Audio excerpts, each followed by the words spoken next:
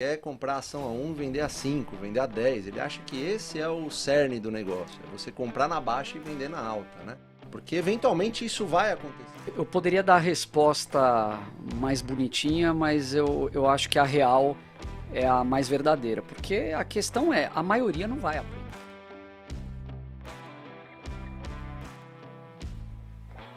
E acho que só um parênteses aqui que eu acho que vale falar. É uma estratégia que, falando assim, ela parece, é só você comprar a empresa descontada em alguns setores-chave ali, dividendo, reinvestir e acabou. Só que ela tem um componente, acho que o Fabião gosta muito de falar isso, com toda razão, ela tem um componente psicológico muito importante, porque é aquela história, você vai começar hoje sem prazo para terminar. Você vai passar por momentos que vão te testar constantemente. Você vai estar uma hora ali, aquele oba-oba, aquelas empresas da moda, não sei o quê, e você não ter o arrozinho com feijão. Vai ter outras horas que você vai ver o mundo acabando e você vai ter que remar exatamente no sentido contrário e vai comprar quando está todo mundo vendendo. Então, a nossa plataforma, de alguma forma, ela tenta sistematizar alguns componentes chaves desse processo para fazer com que a pessoa entre nessa jornada e siga essa trilha sem muita distração no meio do caminho. É difícil mesmo. Dificílimo.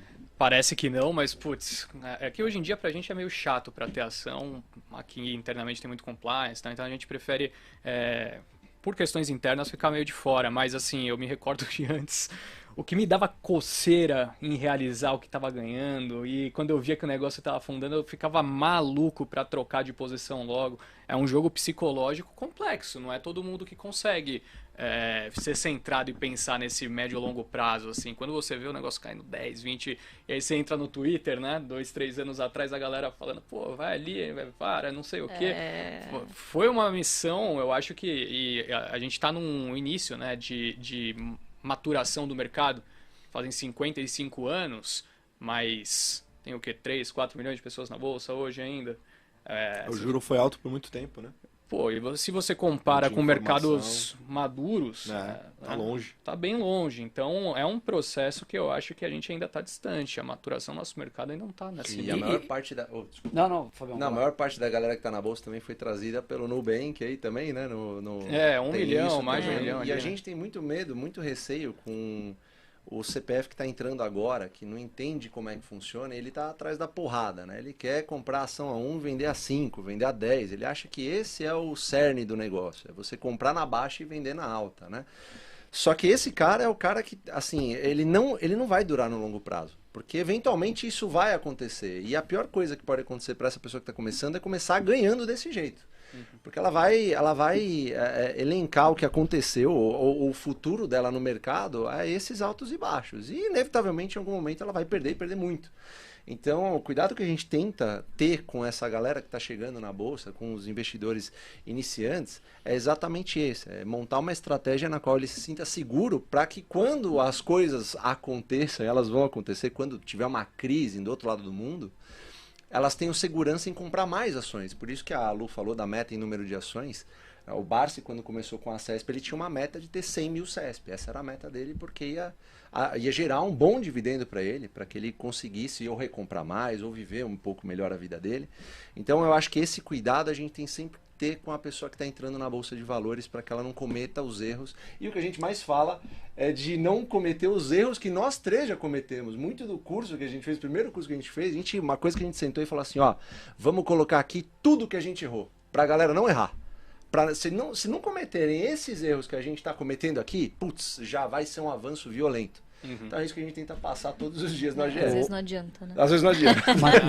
Uma coisa que a gente gosta de falar é que a gente tenta converter CPFs em investidores, né? Porque 5 milhões de CPFs, 4 milhões, não significa 5 milhões de investidores. Então, acho que foi até o Stuberger que cunhou aquele termo das viúvas do CDI, né?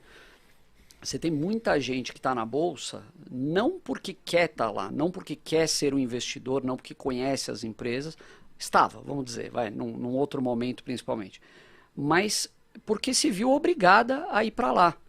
E esse é um movimento que a gente começa, podemos até falar disso depois, mas que a gente começa a ver, o cara ele não quer estar lá, ele está vendo que está todo mundo indo, a renda fixa vai minguar os rendimentos dele e ele tem que encontrar um outro lugar.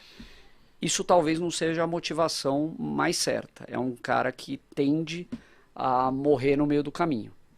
E como pegar esse cara e transformar num cara de sucesso? Porque se ele está indo com a manada, em teoria ele está indo pelo motivo errado, só que em algum momento alguém tem que chegar ou ele tem que procurar de certa forma encontrar a solução para isso, né? Eu acho que esse que é o grande lance, porque invariavelmente agora a gente vai ver os juros começar a cair, a gente vai ver o cara que tinha migrado para a renda fixa entrar na bolsa de novo, é natural. Qual que é o segredo, será, para fazer esse cara entrar entender, né? Claro que o trabalho de educação de vocês e que a gente tenta passar aqui é fundamental, mas será que existe alguma fórmula de conseguir atingir esse cara e mudar essa mentalidade? Eu poderia dar a resposta mais bonitinha, mas eu acho que a real é a mais verdadeira. Porque a questão é, a maioria não vai aprender. Né? Vamos falar a verdade. Então, por mais que a gente tente, a pessoa vai se animar nos momentos de euforia e vai se desesperar nos momentos de pânico. E a gente tenta educar de alguma forma, e principalmente acho que dando exemplo, né? A gente tenta muito, uma coisa que a gente gosta de passar é o que a gente está fazendo nesse momento, qual que é a nossa visão, não sei o quê. Porque se você for deixar, e eu acho que a pessoa física tende a ser muito influenciável pelo comportamento dos outros e pela manchete dos jornais. Sim. Então, pô, o que a gente vai começar a ver agora? Todo mundo falando de bolsa. Já estamos vendo, né? Saiu matéria falando que 80, não sei quantos bilhões aí em ofertas previstas para o ano que vem e tal. Então, já começa a se criar uma euforia e o tal do FOMO, o Fear of Missing Out, que vai fazer com que a pessoa queira entrar a qualquer custo, a qualquer preço, em qualquer papel. E não é